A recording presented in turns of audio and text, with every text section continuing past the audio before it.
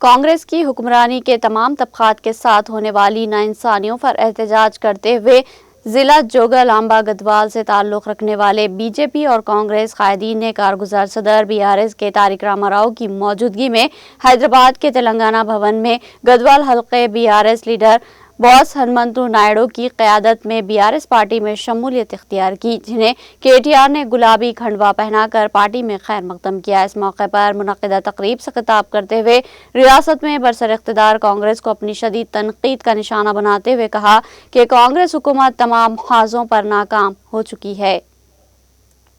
మీరు యాద్ చేసుకోండి, నిజంగా కూడా ఎన్ని అబద్ధాలు ఎన్ని మాటలు.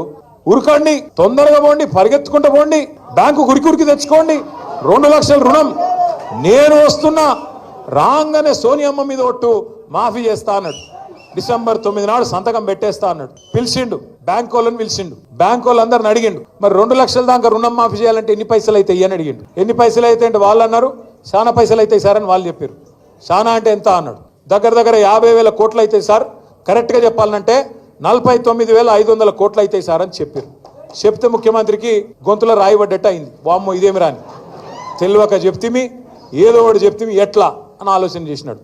ఆయన బట్టి ఇద్దరు కూర్చున్నారు, ఏం చేయాలా ఆలోచన చేసి తెల్లారి ముఖ్యమంత్రి గారు ఎక్కడో మీటింగ్లో మాట్లాడుతున్నాడు. 49,500 కోట్లని ముందు రోజే బ్యాంకులు చెప్పి పోతే తెల్లారి ముఖ్యమంత్రి గారు ఒక సభలో మాట్లాడతాడు.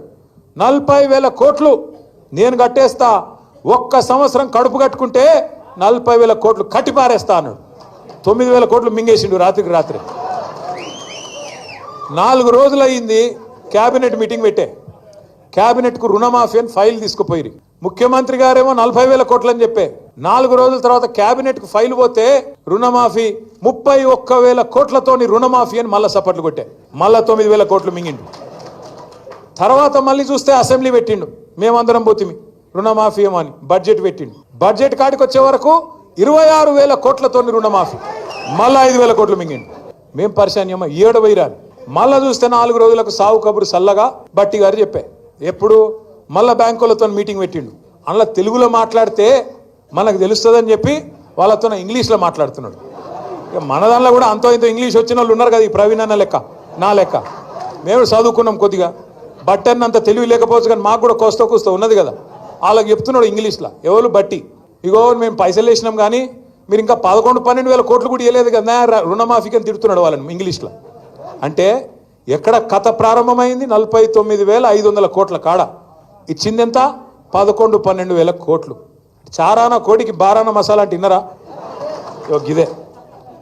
ఎక్కడ 49,000 కోట్లు, ఎక్కడ 11,000 కోట్లు, ఇంకా సిగ్గు లేకుండా దానికి రుణమాఫీ చేసేసినాం, మేమేదో ఏకేసినాం పీకేసినాం అని చెప్పి ఊర్ల నిండా ఫ్లెక్సీల మొఖాలకి.